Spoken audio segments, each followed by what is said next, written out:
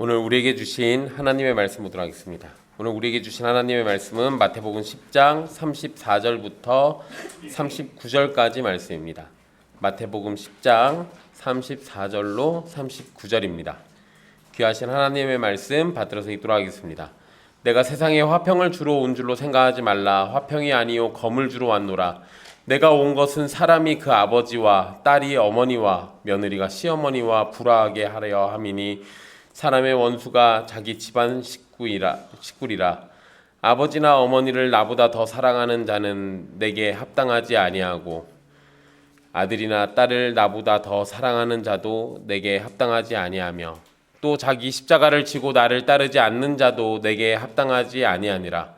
자기 목숨을 얻는 자는 잃을 것이요 나를 위하여 자기 목숨을 잃는 자는 얻으리라. 아멘. 이 말씀은 살아계신 하나님의 말씀입니다.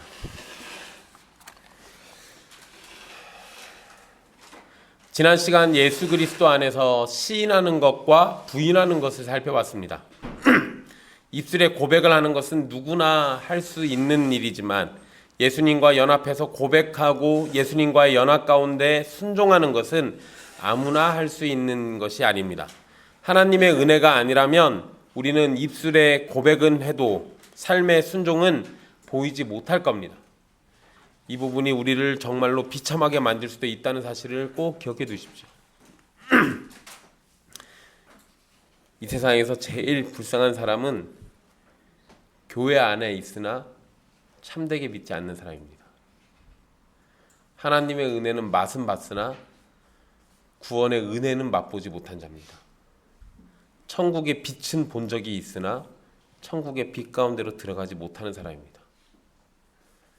차라리 모르면 그것이 좋은 건지 나쁜 건지 그런 것이 있는지 없는지도 모를 거 아니에요. 입술에 고백하는 것, 그것으로 만족하지 마십시오. 단지 입술의 고백으로 끝내는 것은 우리 시대에 예수님을 부인하는 간교한 마귀의 술책일지도 모르기 때문입니다. 또한 입술의 고백에 이어 사랑으로 역사하는 믿음으로 순종에 이르는 것이 하나님의 뜻입니다. 그러니 하나님의 뜻을 따라서 입술의 고백도 또 사랑으로 역사하는 믿음까지도 온전히 여러분들의 삶에 나타나기를 간절히 소망하십시오. 오늘 말씀도 제자들이 매우 중요하게 생각하고 알아야 할 내용을 주신 말씀입니다. 오늘 말씀 그리고 사실 굉장히 불편한 말씀이기도 합니다. 34절의 원문은 생각하지 말라라는 표현으로 시작을 합니다. 예수님은 지금까지 지금 하시는 말씀을 제자들이 매우 주의를 기울여서 듣기를 원하고 계신 거예요. 그러니까 굉장히 강한 부정어로 생각하지 마라고 이야기를 하시면서 그 뒷말을 지금 하시는 겁니다. 예수님의 말씀은 당시 유대인들의 생각 또는 기대와 관련이 있는 겁니다. 그래서 여러분 34절에 내가 세상에 화평을 주러 온 줄로 생각하지 말라. 화평이 아니요 검을 주러 왔노라 라고 이렇게 말씀하시는데, 그렇다는 얘기는 반대로 보면 세상 사람들은 예수님에게 또는 제자들은 예수님에게 이 화평이라는 것을 기대했다는 거예요. 그런데 그게 아니다 라고 지금 얘기하시는 거죠.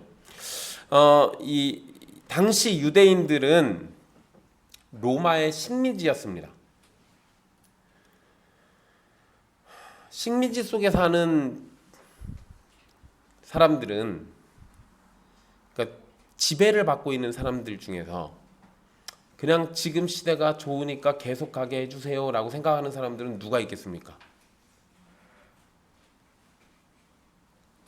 그 식민지를 만든 그 식민지를 그러니까 자기 나라를 정복한 그 나라에게 빌붙어 있는 사람들, 그러니까 쉽게 말하면 매국노들은 지금이 좋사오니라고 할 거예요.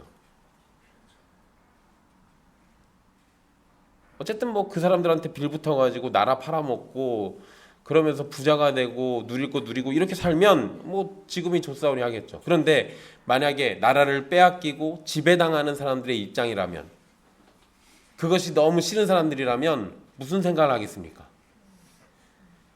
우리가 빨리 독립했으면, 빨리 옛날에 우리나라를 회복했으면 이런 생각을 할 겁니다. 그러니까 당시 로마의 식민지였던 이스라엘은 약속된 메시아가 오시면 평화의 시대가 시작될 것이라고 생각을 하고 있었어요. 그 얘기는 그 당시 로마의 지배 아래에서는 뭐가 없었다? 평화가 없었다. 평화가 없었다. 잠깐만. 로마의 식민지, 잠깐만. 로마 애들이 무슨 로마라고 뭐 하는 거 있었는데? 팍스 로마나. 그거 뭔 뜻이에요? 그래, 로마로 인해서 평화가 왔다고. 잠깐만, 진짜로 평화가 온 거예요?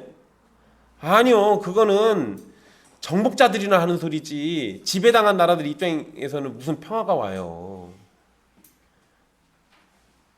로마의 입장에서 보면, 아이고, 그 미개한 너희들한테 우리가 도로도 놔줘, 법도 만들어줘, 이상한 거 다 처리해줘, 너희들한테 선진 문명도 줘. 그럼 니네 얼마나 좋아. 지금 평화롭지. 이렇게 얘기하는 거고, 나라를 뺏긴 사람들 입장에서는 니네가 아무리 좋은 걸 들고 와도 내 나라, 내 조국이 그냥 있는 게 훨씬 더 좋다고 생각할 거 아니에요.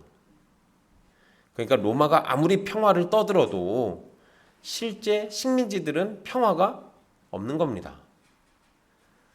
그리고 로마가 조용히 이야기해서 평화를 만들었어요? 칼을 휘둘러서 평화를 만들었어요. 칼을 휘둘러서 평화를 만들었고 그 평화를 유지하는 것도 칼이잖아요. 그러니까 실제 평화는 존재하지 않은 거예요. 그러니 당연히 유대인들 입장에서는 자기들이 원하는 진짜 평화의 시대, 로마는 물러가고 메시아와 함께 힘센 국가가 돼서 다시는 우리를 넘보지 못하는 그러한 시대, 이런 거를 생각하지 않았겠습니까? 그래서 실제로 억압하던 로마를 물리치고 다윗과 솔로몬으로 이어지는 강대한 이스라엘이 다시 회복될 것을 기대하고 있었습니다. 그러니까 메시아다 그러면 일단 머릿속으로 그려지는 게 뭐였어요? 유대인들 입장에서는. 그쵸, 다윗, 싸움 잘하는 다윗, 돈이 많고 힘이 강력했던 솔로몬, 이런 거 생각한다고요. 그런데 메시아가 왔대. 그 가서 보니까 다윗 목수의 아들이야. 어떻게 목수의 아들이니까 칼이라도 잘 만드시나? 아니 그런 거 아무것도 안 만들어요. 칼로 흥하면 칼로 망한다는 소리나 하시고. 아무래도 저분은 이스라엘의 평화를 갖고 올 것 같지 않아. 그러니까 예수님을 그 당시 유대인들이 메시아로 쉽게 못 믿었던 것이 어쩌면은 그 당시 상황에서는 당연한 걸 수도 있는 겁니다. 어쨌든 그리고 여러분, 유대인들이 이 평화의 시대가 올 것을 기대했던 것이 또 그냥 기대하지 않아요. 유대인들은 적어도 엉터리로라도 성경을 인용합니다. 그런다고 해서 얘네들이 진짜로 엉터리로 인용한 거 아니에요. 이사야 9장 5절에서 7절, 스가랴 9장 9절에서 10절 말씀이 있습니다. 그 말씀들 모두 메시아를 통해서 세상 곳곳에 화평이 전해지고 화평이 세워질 것을 예언하고 있는 말씀이에요. 그러니까 구약 성경에 분명히 메시아가 나타나면 이 땅에 화평, 평화가 시작된다, 평화의 나라가 온다, 이렇게 얘기했었단 말이에요. 그러니까 당연히 메시아가 왔다 그러면 뭐를 기대하겠습니까? 화평, 평화, 그거를 기대하게 돼 있어요. 그러니까 예수님이 메시아라면 유대인들이 그렇게 기다리던 평화의 시대가 예수님으로 인해서 시작될 것이라고 기대했을 겁니다. 게다가 예수님은 화평하게 하는 자는 복이 있나니 뭐 그런 얘기 하셨네. 그죠? 그리고 제자들이 복음을 전하러 다닐 때 무슨 인사하라고 그랬어요? 평안의 인사, 샬롬 하라고 그랬잖아요. 그러니까 예수님이 하신 거 보면은 분명히 자연스럽게 화평을 주러 오신 분으로 기대하기가 쉽습니다. 예수님이 가르치신 말씀들이 그랬으니까. 그런데 예수님은 그런 기대는 생각도 하지 말라고 지금 얘기하시는 거예요. 34절에 내가 오다라는 표현이 2번 나와요. 35절에도 1번 나옵니다. 그래서 내가 세상에 화평을 주러 온 줄로 생각하지 말라. 화평이 아니요 검을 주러 왔노라. 2번 나왔죠. 또 내가 온 것은 1번 또 나와요. 그러니까 내가 오다라는 표현을 지금 3번이나 반복해서 쓰고 있는데 이거는 자신이 온 목적이 무엇인지 예수님이 명확하게 이야기하시려는 거예요. 네, 여러분 여기에서 그러면 주의할 거는 잠깐만 이건 말씀을 문자적으로 쉽게 다가오는 대로 하면 내가 세상에 화평을 주러 온 줄로 생각하지 말라. 화평이 아니요 검을 주러 왔노라. 이것만 놓고 보면 예수님 때문에 이 세상이 뭐가 터져요? 전쟁이 터지고 분쟁이 터지겠구나. 예수님이 없었어야 차라리 전쟁이 안 터지는구나. 약간 이런 느낌을 받기가 쉬운데요. 예수님이 오신 목적이 평화와 아무런 상관도 없다는 것이 아닙니다. 평화는 복음과 구원의 결과로 우리에게 주어지는 선물이 분명합니다. 그래서 예수님 믿는 사람들에게 화평이라는 것은 지극히 당연한 거예요. 그런데 제자들이 선교하는 과정에서는 복음을 전하는 그 과정 가운데서는 평화가 없을 것이라는 의미로 하신 말씀이에요. 또 이 말씀을 우리 기준에서 우리 입장에서 얘기하면서 그러니까 우리가 복음 전하러 다닐 때는 좀 총칼 들고 다니면서 싸워도 괜찮아 그런 말씀도 아니에요. 기본적으로 예수님이 주시는 평화는 싸움이 없는 상태의 평화가 아니라 하나님과의 회복된 관계라는 의미의 평화입니다. 이 세상에서 분쟁과 전쟁과 다툼이 없는 그 평화를 얘기하신 게 아니고 하나님이라는 존재와 화평을 누리는 그 평화를 얘기하신 거예요. 그렇기 때문에 예수님이 주시는 평화를 누리는 사람은 자연스럽게 예수님을 미워하고 거부하는 세상과 불화하게 되어 있습니다. 온 세상이 하나님으로부터 등을 돌려서 악으로 치달은 상황에서 우리가 만약에 하나님과 화평을 누리면 우리는 또 누구랑 등을 돌리고 살아가야 돼요? 세상. 그러니까 그 관계만 놓고 보면 화평이 아니라 칼을 주러 오셨다는 이야기가 자연스럽게 이해가 되는 거예요. 제자들이 전하는 복음을 듣고 믿는 자들에게는 하늘의 화평이 있을 겁니다. 하지만 기본적으로 세상은 제자들이 전하는 복음을 듣고 화평하기보다 분노하고 분쟁하는 겁니다. 그래서 예수님은 화평이 아니요 검을 주러 왔노라 라고 말씀하신 거예요. 성경에서 검은 하나님의 심판을 의미하기도 하고 원수의 공격을 의미하기도 합니다. 예수님은 원수의 공격이라는 의미로 지금 검을 사용하신 거예요. 즉 제자들은 하나님과의 관계가 회복되어서 하늘의 평화를 얻게 되지만 세상에서는 반대를 경험하고 원수들의 공격을 받게 되는 겁니다. 그러니 예수님의 제자가 세상에서 평화를 얻는 것을 기대해서는 안 되는 거예요. 또한 검은 칼이잖아요. 칼은 우리가 언제 써요?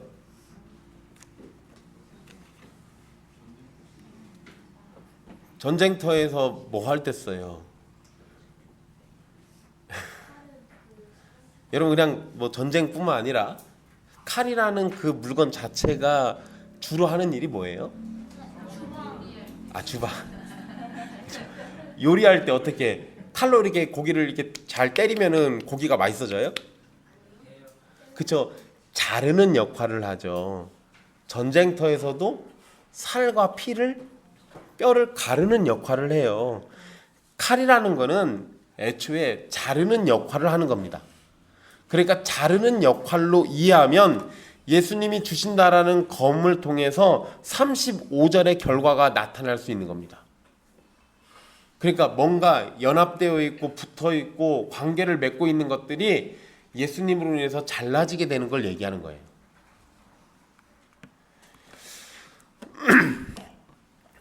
10장 21절에서 우리 앞에서 살폈던 말씀이죠. 거기에 장차 형제가 형제를 아버지가 자식을 죽는 데에 내주며 자식들이 부모를 대적하여 죽게 하리라 라는 말씀이 있었습니다. 이 말씀과 비슷한 내용이 35절에 언급되는데요. 35절 말씀 그리고 36절 말씀은 미가서 7장 6절을 인용한 말씀입니다.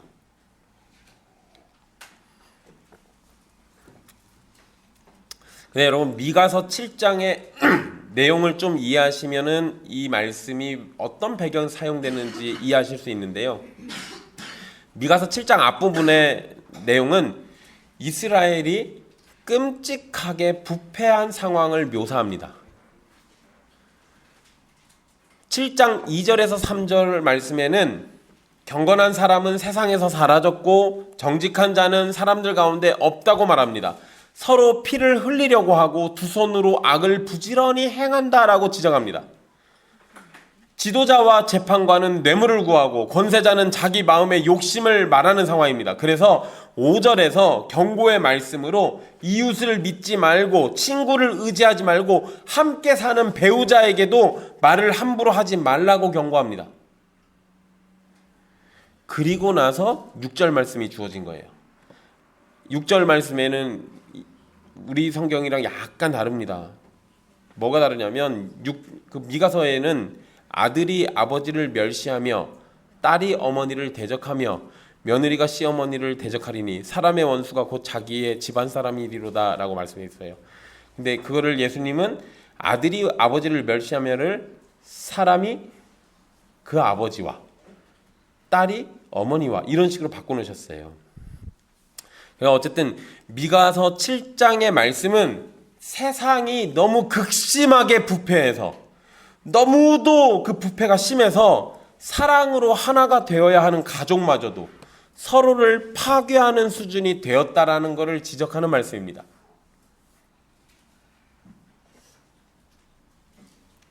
그런데 가족이 하나 되지 못하고 서로를 파괴하는 상황을 의미하는 말씀을 예수님이 인용하신 것은 복음을 먼저 받은 사람은 복음을 알지 못하는 가족에게 핍박과 고통을 받게 될 것이라고 말씀하신 거예요.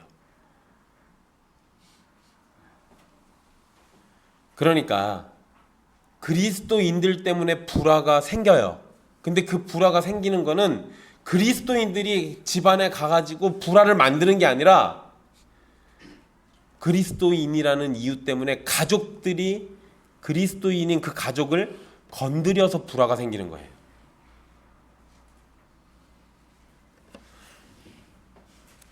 유대인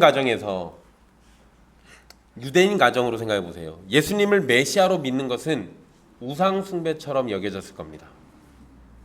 그러니까 이해가 되는 거예요. 우리는 여호와 하나님과 율법에 대한 믿음을 버린 사람처럼 여겨졌을 가능성이 높아요. 이 당시에는 그냥 지배적이었어요. 율법 지켜서 하나님께 은혜 받아가지고 구원받는 걸로 이해했다고요. 율법을 지켜서 구원받는 걸로. 그런데 갑자기 나사렛 어떤 젊은 청년을 믿고 의지해서 구원받는 거라고 자꾸 떠드니까 뭔 생각이 들겠어요. 얘 제정신 아니다. 얘가 정신이 나갔다. 그런데 여러분 지난번에 살폈잖아요. 다른 신을 섬기게 만들면 돌로 쳐 죽여야 한다니까요. 그러니까 그 기준으로 놓고 보면 지금 가족들이 예수 믿는 사람들을 돌로 쳐 죽여야 하는 상황인 거예요. 유대인들 입장에서 놓고 보자면. 게다가 여러분 이방인 가정에서도 비슷합니다.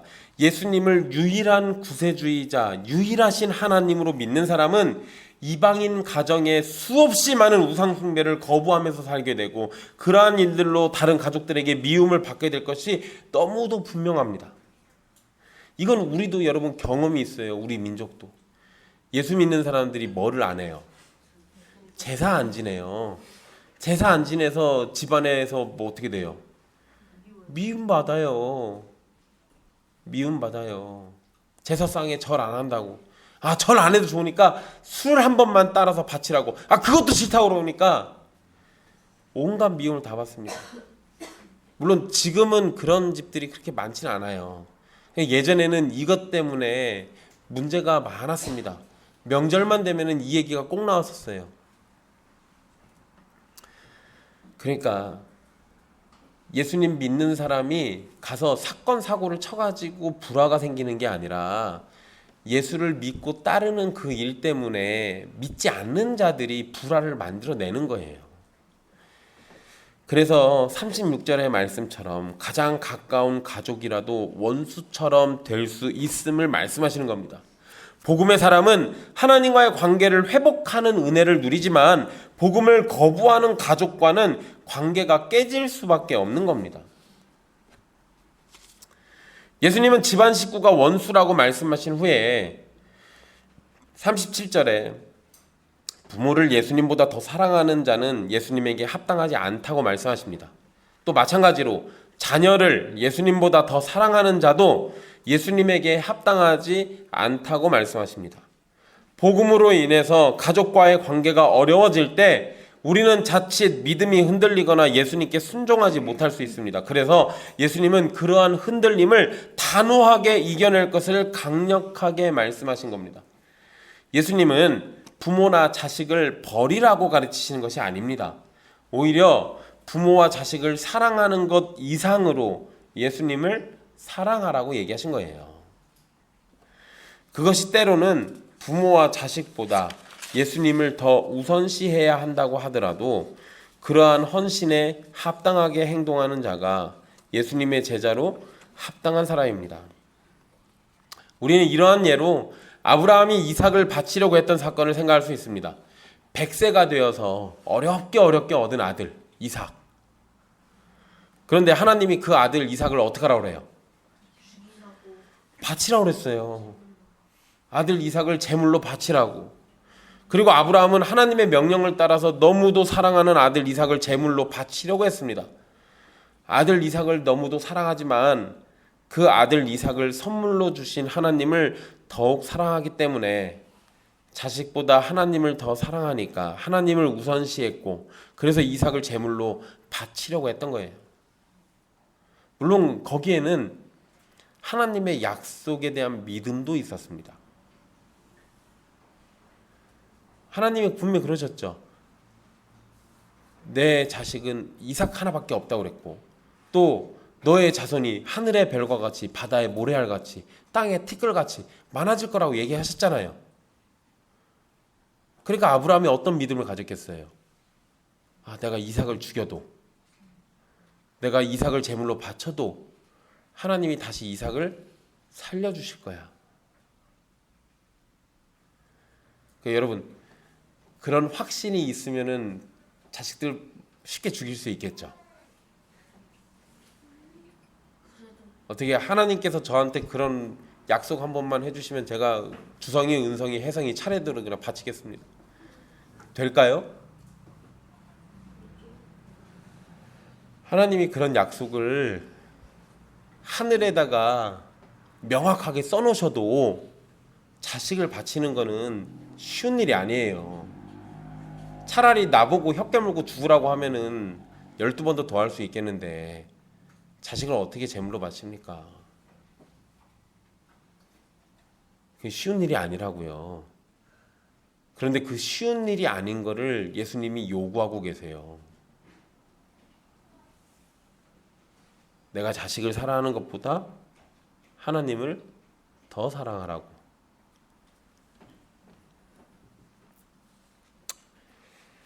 그런 굉장히 어려운 말씀을 주시고 난 다음에 38절에 자기 십자가를 지고 나를 따르지 않는 자도 내게 합당하지 않다라는 말씀하십니다. 예수님은 십자가를 갑자기 언급하셨어요.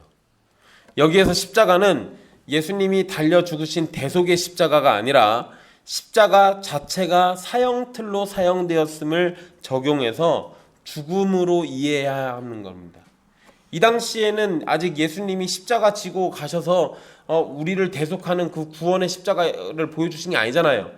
그러니까 지금 여기에서 십자가는 그냥 이 당시에 흔하게 이해되는 그 사형틀로서의 십자가예요. 그러니까 자기 십자가를 지고 나를 따르라는 얘기는 쉽게 말하면 뭔 소리예요? 죽을 거 생각하고 나를 따르라는 얘기죠. 죽을 거 생각하고 나를 따르라.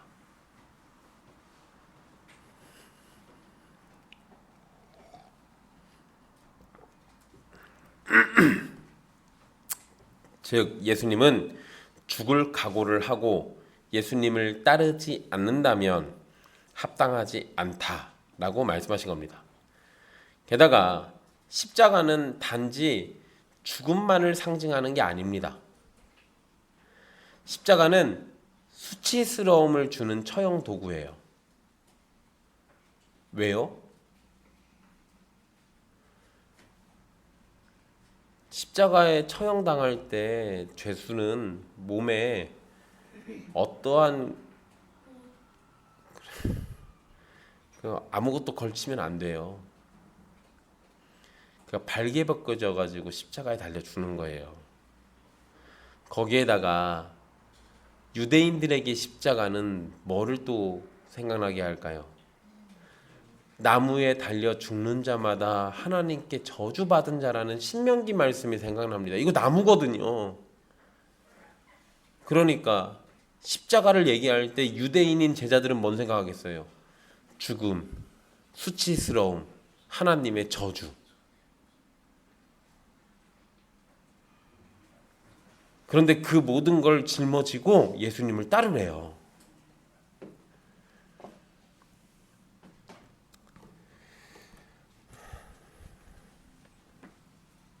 십자가형으로 사형이 선고된 사람은 십자가를 짊어지고 사형장까지 가야 했고, 가는 도중에 사람들의 멸시와 모욕을 당해야 했습니다. 모든 옷이 벌거벗겨져서 처형당해야 돼요. 그러니까 십자가를 지고 예수님을 따른다는 것은 삶에서의 수치와 죽음 모두를 감당해야 한다는 것을 의미하는 겁니다. 그러니까 예수님 믿고 금면류관 쓰고 다니는 것만 생각하지 말란 얘기예요. 예수님은 애초에 그런 얘기를 하신 적이 없어요. 예수님이 쓰신 표현은 십자가를 지고 예수님을 따르는 것인데, 이거를 조직신학에서는 자기 부인이라고 부릅니다.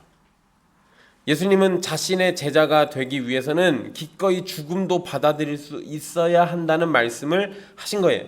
이것은 예수님의 모든 제자가 반드시 육체의 죽음으로 예수님을 따르는 것을 보여야 한다는 것을 말하는 게 아닙니다. 하지만 기본 정신은 자기를 부인하고 예수님을 위해 기꺼이 죽음을 택할 자세로 예수님을 따르라는 겁니다.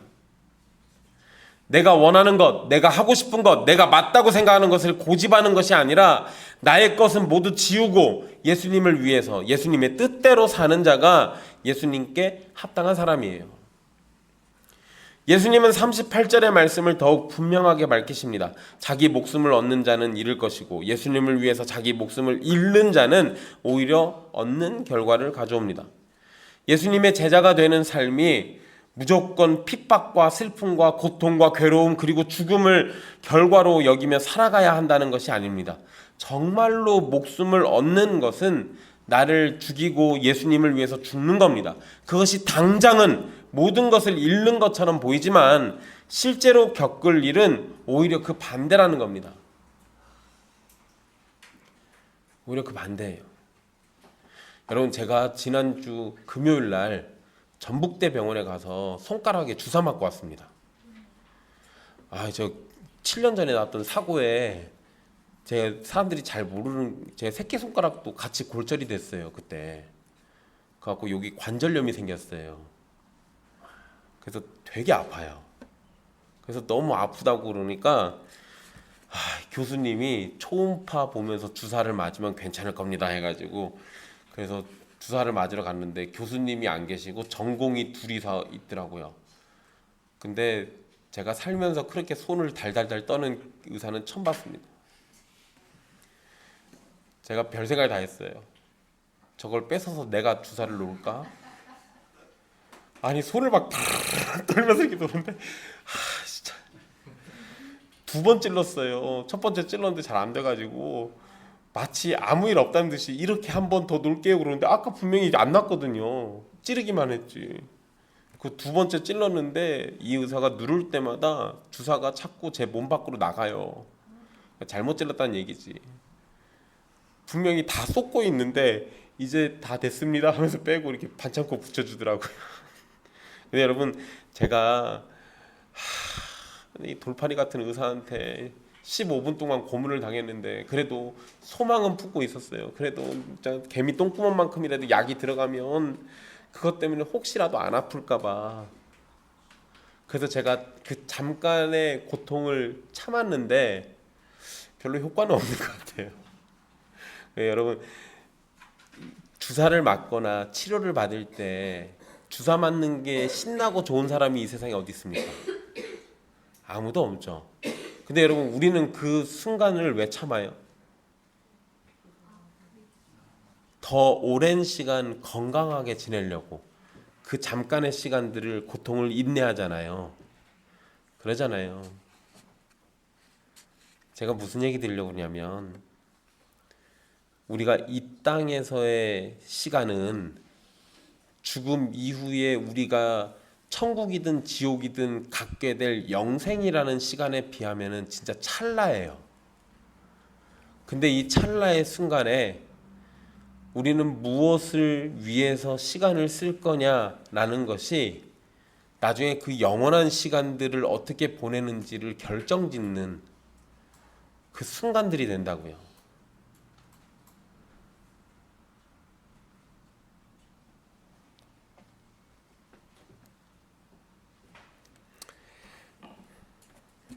예수님이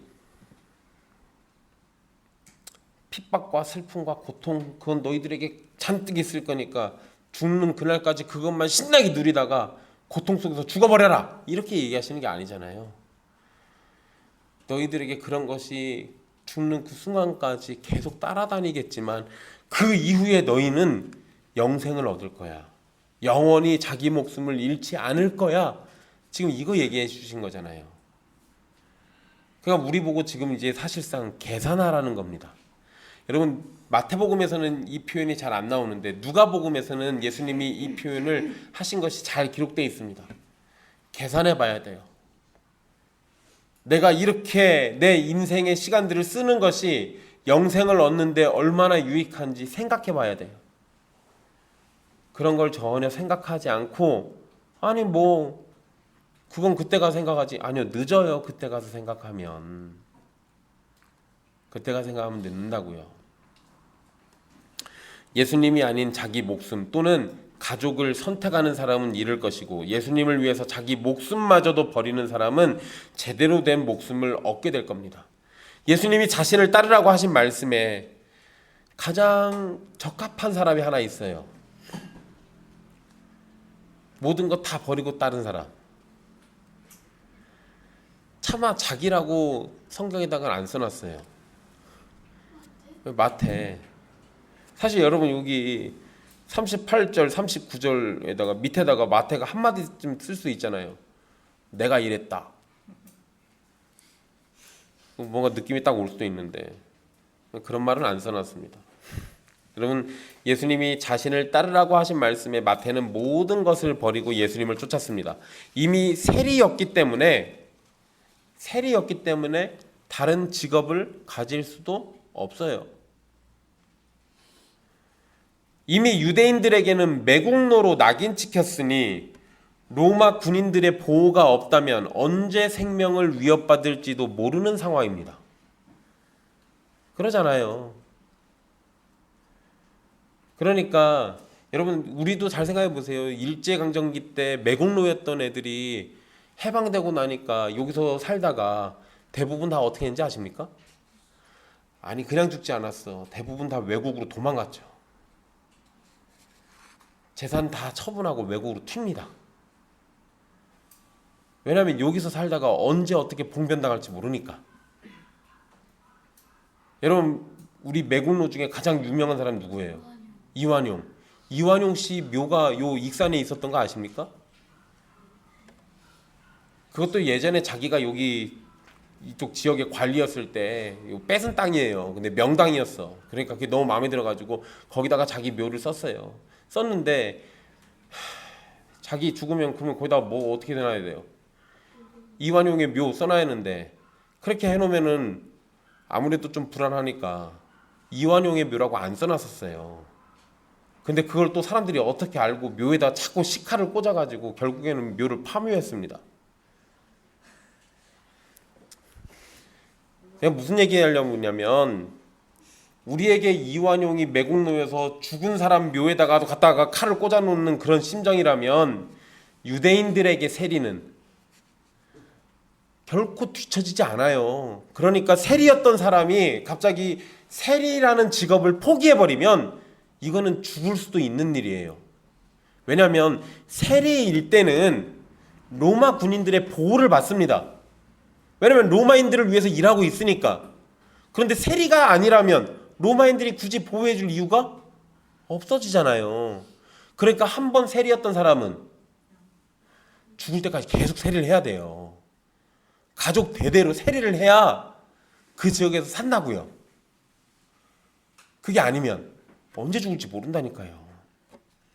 그런데 마태는 로마 군인들의 보호도 버리고 앞으로 벌어들일 많은 수입도 포기하고 예수님의 제자가 되기로 결정한 겁니다.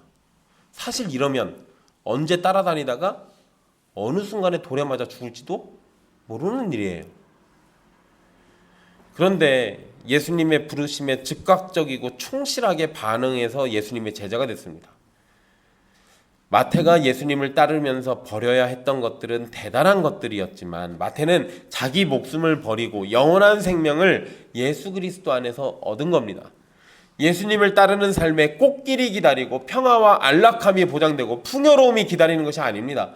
물론 어떤 사람은 그런 삶을 살아왔고 계속해서 그렇게 살아갈 수도 있습니다. 하지만 기본적으로 예수님을 따르는 삶에는 큰 희생이 요구되는 거예요.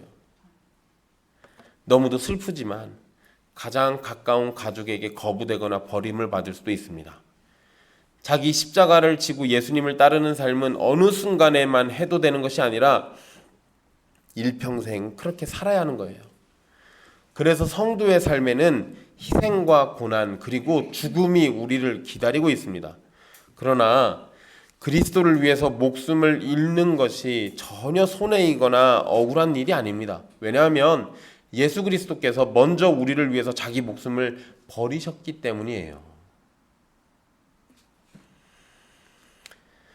그러한 예수님으로 인해서 우리는 생명을 얻고 하나님 앞에서 영원한 삶을 보장받습니다. 그러니 우리는 그리스도 안에서 죽는 자가 복되다는 계시록의 말씀을 따라서 그리스도 안에서 죽는 것을 간절히 소망해야 합니다. 십자가를 지고 삶을 산다고 할 때 자기 자신에 대한 부인과 부정도 포함되는 겁니다. 그것은 그리스도를 위해서는 부모와 자녀를 뒤로 물리치고 우선순위에 예수님을 두는 것을 포함해서 자신의 목숨마저도 그리스도보다 우선순위에 두지 않는 것을 의미하는 겁니다. 효 그리고 가족 간의 긴밀한 유대감을 중요하게 여기는 우리에겐 쉽지 않은 말씀이에요. 그렇지만 이것은 지금 당장 그렇게 모든 사람이 예외 없이 그래야 한다는 것이 아니라 하나님의 뜻과 하나님의 나라와 하나님의 영광을 위해서 선택해야 할 때 그렇게 해야 한다는 것을 의미하는 겁니다. 평상시에는 평상시대로 가족들과 사랑하면서 하십시오. 하지만 하나님의 뜻에 충돌 날 때는 가족을 버리고서라도 하나님의 뜻을 선택하라는 얘기예요. 또한 예수님이 부모나 자식을 언급하신 말씀은요, 종교의 자유가 있는 우리나라의 상황보다 종교의 자유가 보장되지 않는 이슬람 국가나 공산국가 또는 불교나 힌두교가 지배적인 나라에서 예수님을 믿는 상황과 연결해서 생각해 보면 더 쉽게 이해할 수 있는 겁니다. 사실 여러분, 공산국가에서는 북한 같은 데서는요, 지정된 곳이 아닌 이상 예수님을 믿거나 성경을 읽으면 안 돼요. 그러니까 내가 그거 읽다가 걸리면, 제가 집에서 몰래 그걸 읽고 있었는데 주성이가 그걸 봤어요. 주성이도 같이 입 다물면 나중에 이제 걸릴 때 둘이 같이 아우지탄강 가겠죠. 그냥 학교에서 세뇌 교육을 잘 받은 주성이는 우리 아빠가 미제 빨갱이 앞제비에게 속아가지고 미제의 저 성경책을 읽고 있네? 그럼 어떻게 해야 돼요? 신고해야죠. 신고하고 영웅 대접받고 저는 아우지 가고. 그러니까 그런 상황을 놓고 생각해 보면 이 말씀 이해가 되는 거예요. 맞아요. 화평을 주러 오신 게 아니에요. 그런 처지와 환경 속에서는 결국 내가 예수 믿는 것 때문에 불화가 생기는 거예요. 그럴 수밖에 없는 겁니다.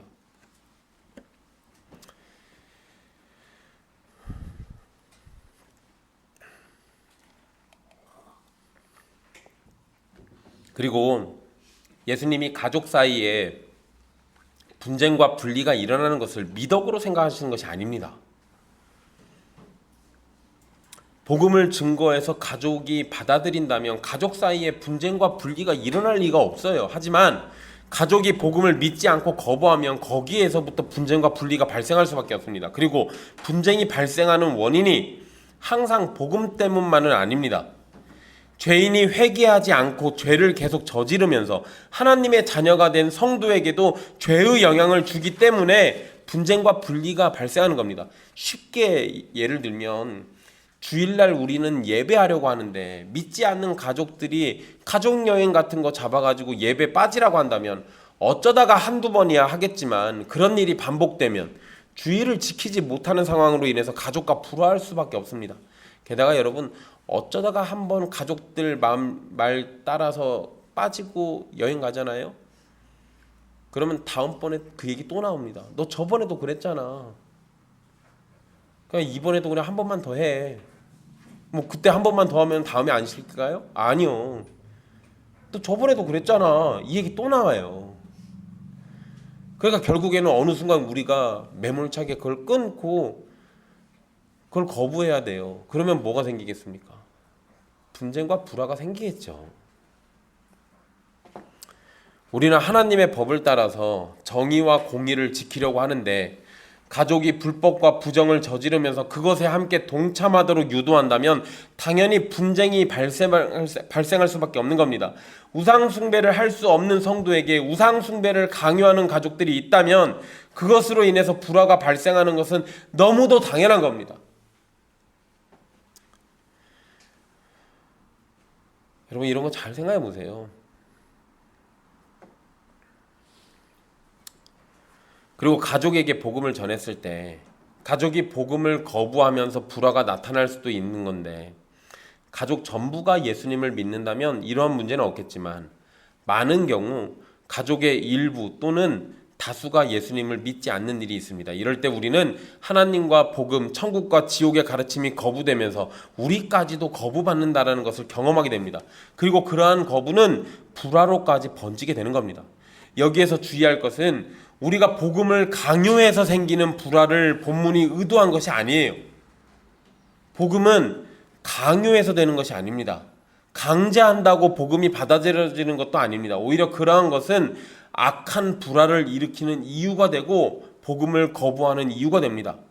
우리는 사랑 안에서 복음을 전해야 하고 우리가 전하는 복음을 거부하는 사람들은 하나님의 통치를 거부하는 것이기 때문에 자연스럽게 우상 숭배와 죄악으로 인해서 우리와 불화를 겪게 되는 겁니다.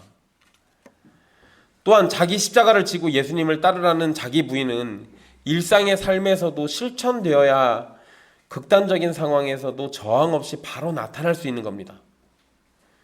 작은 일에서도 못했는데 내가 큰 일에서는 잘하겠습니까? 아니요, 그러지 않는다고요. 내가 원하는 거 다 누리면서 예배와 순종을 그 뒤로 두는 것은 바른 성도의 모습이 아닙니다.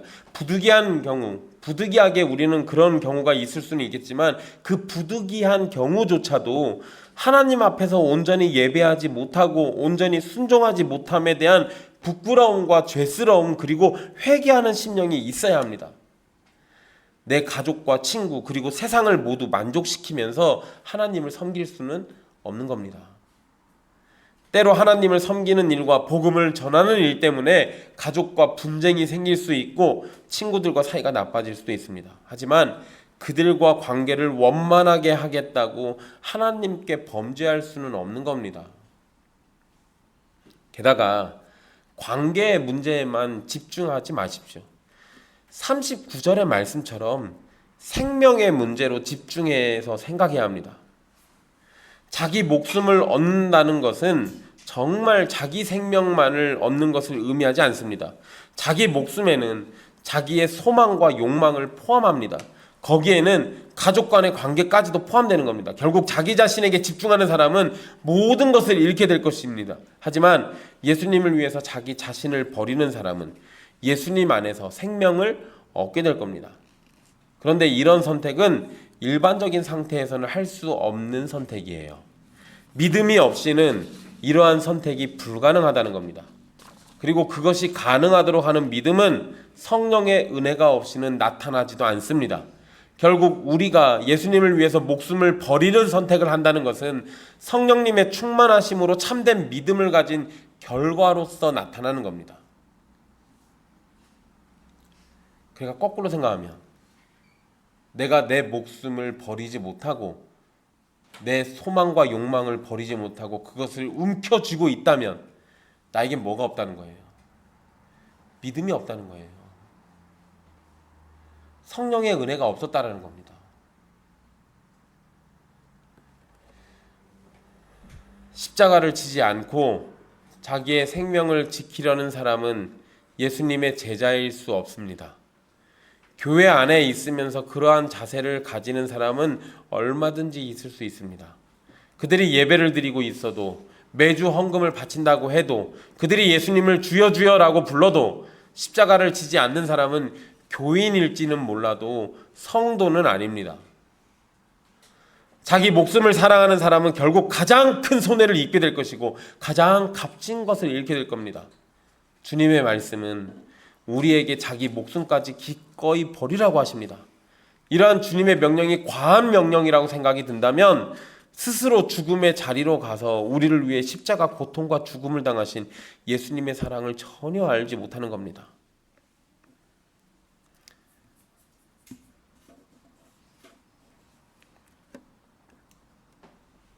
주님의 사랑을 안다면 목숨을 기꺼이 버리라는 주님의 명령이 달콤하게 들릴 겁니다.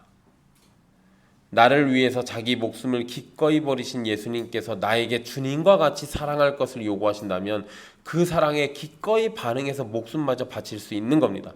그리고 우리에게 목숨을 요구하시는 주님은 우리에게 영원한 생명과 영원한 기쁨을 허락하실 것이고 그것을 이미 준비해서 우리를 기다리고 계십니다. 사랑하는 형제 자매 여러분, 예수님을 믿고자 하는 사람은 기꺼이 목숨을 버려야 합니다. 왜냐하면 예수님을 위해서 목숨을 기꺼이 버리지 않는다면 자기 목숨을 지나치게 사랑하게 될 것이기 때문입니다. 하나님을 사랑하고 예수님을 사랑하는 일을 자기 목숨보다 더 중요한 일로 여기지 않는 사람은 믿음을 말할지라도 자기 목숨을 사랑하는 것으로 결국 자신이 알곡이 아니라 가라지임을 드러내게 될 겁니다. 참된 성도는 가족보다 예수님을 더 사랑합니다. 이때 사랑한다는 것은 감정적인 의미에서의 사랑만을 의미하는 것이 아닙니다.